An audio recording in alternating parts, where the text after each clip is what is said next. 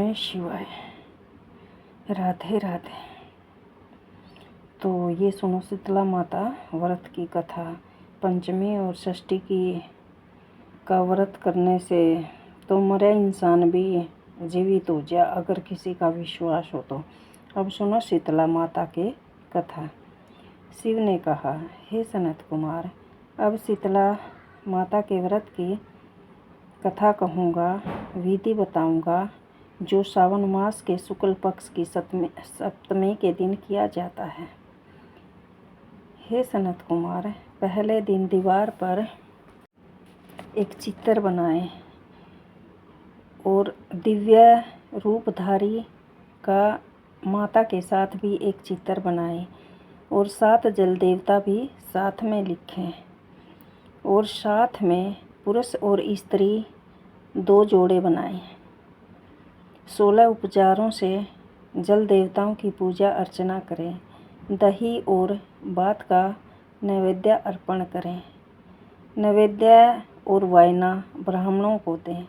इस तरह 7 साल तक व्रत करके प्रतिवर्ष 7 सौभाग्यवती को भोजन कराकर उद्यापन करना चाहिए और एक पात्र जल का भर के 7 देवताओं की प्रतिमा स्थापित करके बच्चों सहित पहले दिन शाम को भक्ति पूजा अर्चना करें। दूसरे दिन सुबह होम हवन यज्ञ करके जिन्होंने पहले इसको किया था मैं उसका फल बताता हूँ, उसकी कथा विधि सब सुनाता हूँ।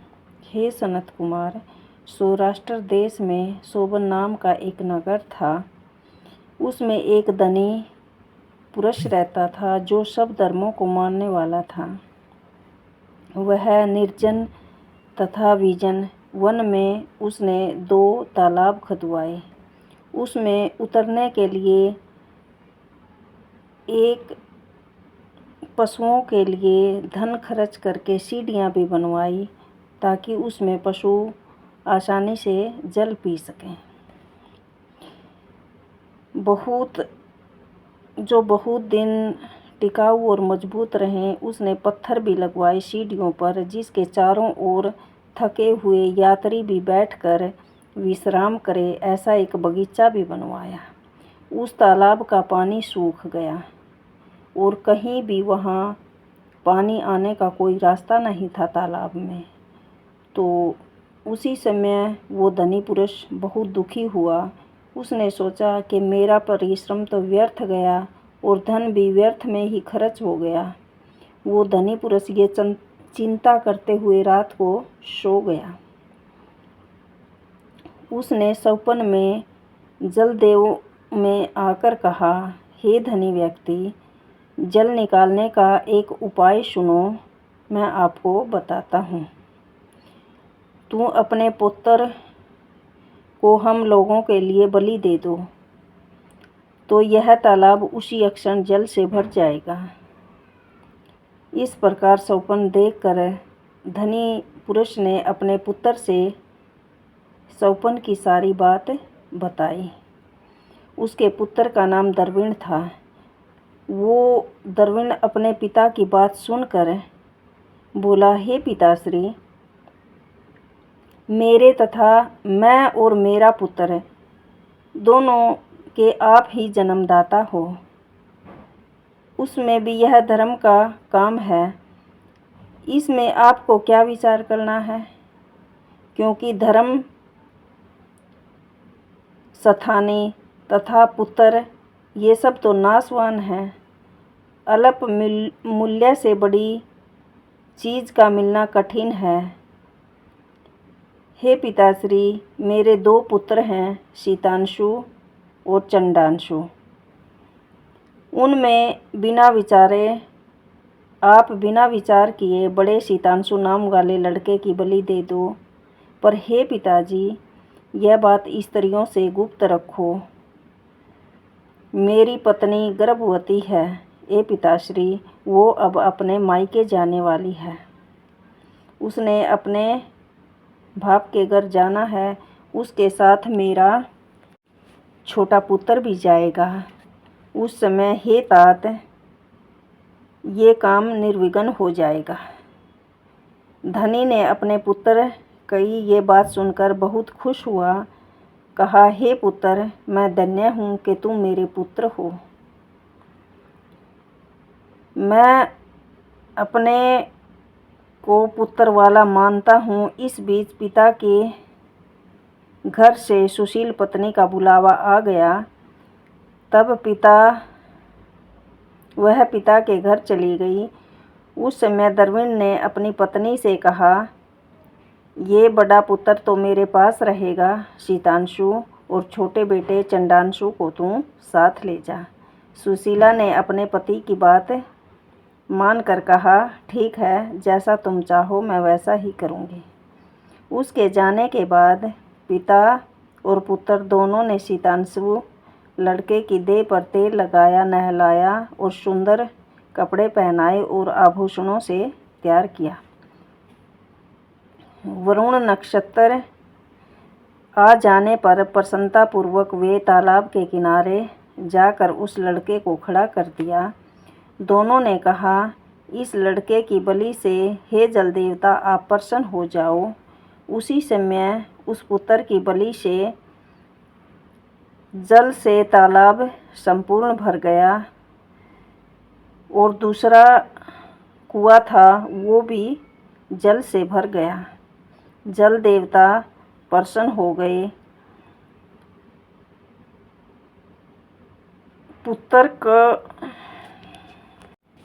दोनों पिता पुत्र कुएं और तालाब को देखकर भरा खुश तो हो गए, पर पुत्र का नाश हो जाने से दुखी भी हो गए और अपने घर लौट आए।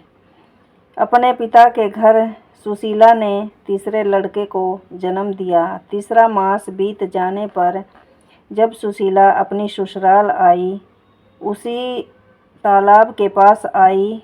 उसे जल से परिपूर्ण देखकर वह आश्चर्य किया और उसने स्नान करके बोली, मेरे ससुर का उद्योग तथा धन का खर्च यथोचित हुआ। उसी समय सावन महीने के शुक्ल पक्ष की सप्तमी तिथि थी। सुशीला ने शीतला का शुभ व्रत कर वहीं पर ही दही तथा चावल मंगवा कर भोजन बनवाया। जल देवता का पूजा अर्चना की, दही चावल और ककड़ी का नैवेद्य देकर ब्राह्मणों को उसी तालाब पर वायना दिया। अपने साथ वालों के सहित आप भी उसी समय दही चावल और ककड़ी का भोजन किया। वहाँ से सुशीला का गांव 4 कोस पर था। जब वहाँ से वह पालकी पर सवार होकर घर आई तो दोनों लड़कों सहित आपस में वे जल देवता कहने लगे कि इसका लड़का दे देना चाहिए, क्योंकि बड़ी सुबुद्धि से इसने हम लोगों का व्रत किया है, बड़े भाव से इसने हमारी पूजा अर्चना की है। इसके व्रत के प्रभाव से नवीन पुत्र दे दें, इसको इसका पुत्र लौटा दें। यदि पहले का उत्पन्न लड़का नहीं दिया तो हमें प्रसन्नता का क्या फल होगा, हमारी खुशी का क्या फल होगा। इस प्रकार जलदेवों ने आपस में बातचीत करके उसे जल से बाहर निकाल दिया और विदा कर दिया। माँ को देखकर लड़का माँ के पीछे भागता हुआ आया। हे माताजी ऐसा पुकारा। तब लड़के की वाणी सुनकर माँ ने मुड़कर देखा तो वह अपने लड़के को देखकर चकित हो गई। उसको गोद में बैठाकर सूंघने लगी, पर उससे कुछ नहीं पूछा। सोचा कि यदि इससे पूछूंगी तो यह डर जाएगा। वह अपने चित्त से विचारने लगी, अपने मन में सोच विचार करने लगी, यदि इसे यहाँ से चोर ले जाते तो इसके अलंकारों से भूषित सोना होना बड़ा कठिन था। यदि पिशाच पकड़ लाते तो भी इसे कैसे छोड़ते। घर के संबंधीगण चिंता के समुद्र में गोता लगा रहे होंगे। ऐसा विचार करके सुशीला ने अपने घर का दरवाज़ा खटखटाया और सब ने देखा कि उसके साथ शीतांशु भी आ गया। अब पिता पुत्र दोनों विचार करने लगे और कहने लगे कि ये सुशीला क्या कहेगी। उसके पूछने पर इससे हम लोग क्या कहेंगे। इसी बीच तीनों बालकों के सहित सुशीला अपने घर पहुंची। ससुर और पति ने बड़े पुत्र शीतांशु को देखकर आश्चर्य हुआ और खुश होकर पूछा, तूने क्या पुण्य किया और क्या व्रत किया था। हे भामिनी, हे पतिव्रता, धन्य हो। इस शीतांशु को मरे आज 2 महीने बीत गए, परंतु तुमने फिर इसे कैसे प्राप्त किया। तालाब से जल परिपूर्ण था। जाते समय यहाँ से एक लड़के को ले गई थी। आते वक्त 3 पुत्रों को ले आई।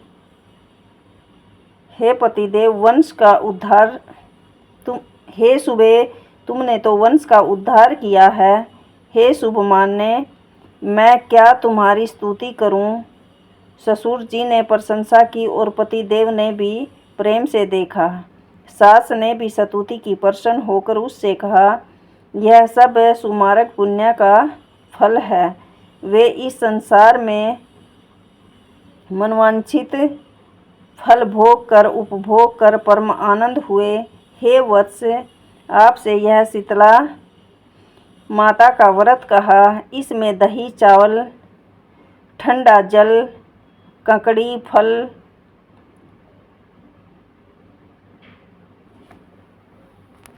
इससे देवता की पूजा करना चाहिए। इसे करने से सब कष्टों से मुक्ति मिल जाती है और सावन मास के शुक्ल पक्ष की सप्तमी के दिन इसका व्रत किया जाता है।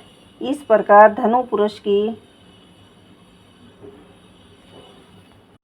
पुत्रवधु ने इसका व्रत किया था और पूजा अर्चना की थी। उसके फल से उसका मरा हुआ पुत्र भी जीवित हो गया। हे सनत कुमार, जो इस कथा को पढ़ेगा सुनेगा उसको भी सब फल प्राप्त होंगे, सब कष्टों से मुक्ति मिलेगी और वह भी शिवलोक को प्राप्त करेगा। ओम नमः शिवाय। बोलो राधे राधे। ओम जय शीतला माता मैया, जय शीतला माता। निस्तिन तुमको द्यावत हर विष्णु विदाता मैया, जय शीतला माता। बोलो शीतला मैया की जय। राधे राधे। ओम नमः शिवाय।